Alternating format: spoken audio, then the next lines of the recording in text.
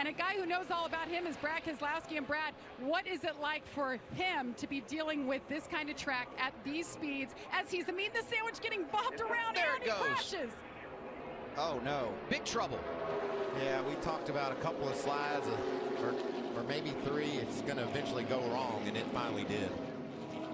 He was very loose, very loose. Well, this is definitely not the day he was looking for, but and sometimes this is how you learn.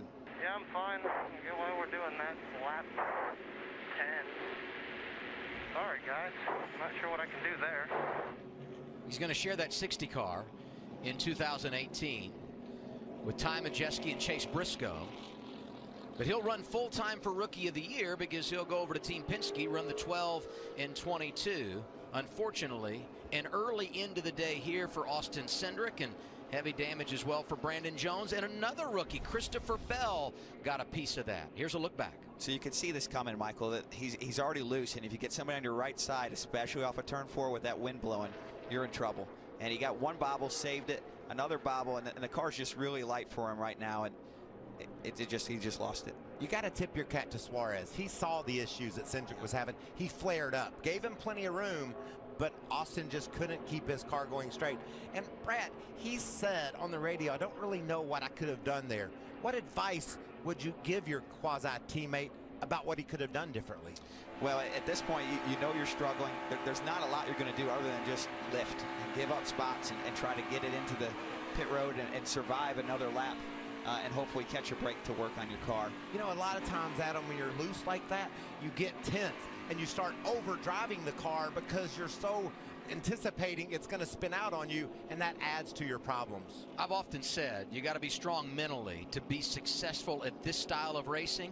I go back to last year when he was competing for you, involved in an early crash in the truck race. His only experience here, does that weigh on his mind at all? Oh, that's definitely weighs on your mind. And this type of racing, look, it's tough.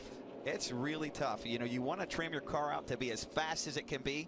And sometimes when you do that, they make them hard to drive. He had a great qualifying effort, you know, up in the top 12. So that team obviously had that car trimmed out.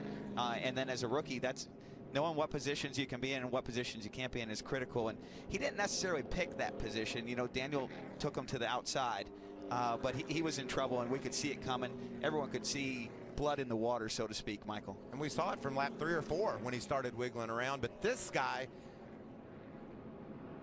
Now, if you go back, Tyler Reddick was right inside of Austin Cindric. He got a little bit of damage in this thing.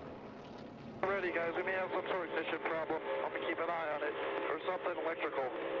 Wow, they got something beyond possible crash damage. His damage doesn't look that bad. He's got a little wheel donut on the right side, but I think he'll be okay with that, Michael. You always think about the impact of series regulars, guys that want to run down a championship. We know Austin Cindric done for the day. We saw Christopher Bell get torn up these vehicles in 2018. Almost halfway through the opening stage at Daytona, and under caution for the first time, a crash involving Austin Cindric.